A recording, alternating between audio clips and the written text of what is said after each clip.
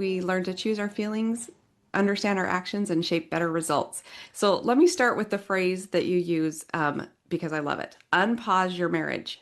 So I have a core belief that couples, that most crises, now there are some marriages that are just someone is toxic, right? There's something they're bringing in from their past, but let's just go with kind of common, ordinary, everyday marriage crisis.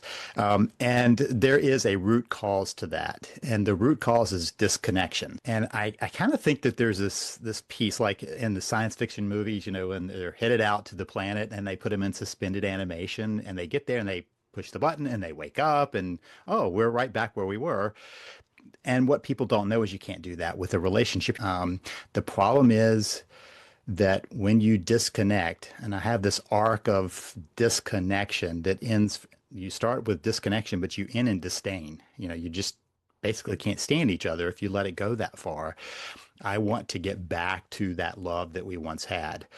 And that's where I talk about, doing the unpause, going back to that button and unpausing the relationship and getting back to a loving relationship.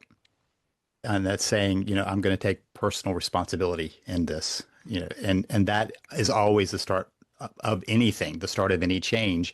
Part of what they have to shift is going, not what are the pieces I want to put into place and say, this is why, or more likely, you are why we are here, but to say, where do we want to get to? Couples don't have a clear vision anymore of what they want their relationship to be about. They've gotten into survival mode.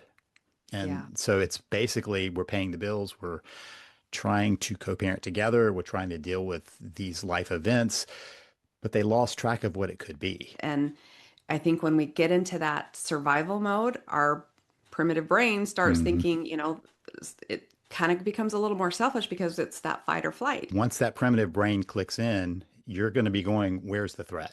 And you're going to find it. When your brain starts looking for that, it's going to find it. And I think that's where we get, what I call negative interpretation. We start seeing the negative in everything. And so if somebody is chasing, most people will distance themselves. And the more and that creates this dynamic, right? Where the harder you space, the harder you chase, the harder you chase, the harder your space. And so we suddenly have this fleeing piece. And then human behavior has kind of been my love of study for years and years. But how we make it work is that I let him know, hey, I just need 5 minutes or 10 minutes, or let me get some sleep, and I make sure that I return and we repair and whatever. I need that little bit of space to process. I think there are two big fears that exist that are activated in marriage that we all carry with us, and that's the fear of intimacy and the fear of abandonment. And the fear of intimacy is I'm afraid I'm going to lose myself. We don't know why we do these things, and sometimes we don't need to know why we do these Right. things. We just need to know how to fix them. Control is always about fear. We don't try to control things that we're not afraid of. How you express your love for somebody may not match. This is the whole love language thing. It may not match how they receive it. And so you may be thinking you're doing all these loving things and it's going over the other person's head, leaving you feeling unappreciated and the other person feeling unloved, even though those aren't the cases. People don't want to feel needed. They want to feel wanted. And that's a very different. So unwanted or needed are the kind of negating pieces versus wanted. And then there is do I feel accepted, that who I am is okay. Everything that we're fighting about and the things that we're fighting about, it's the smoke.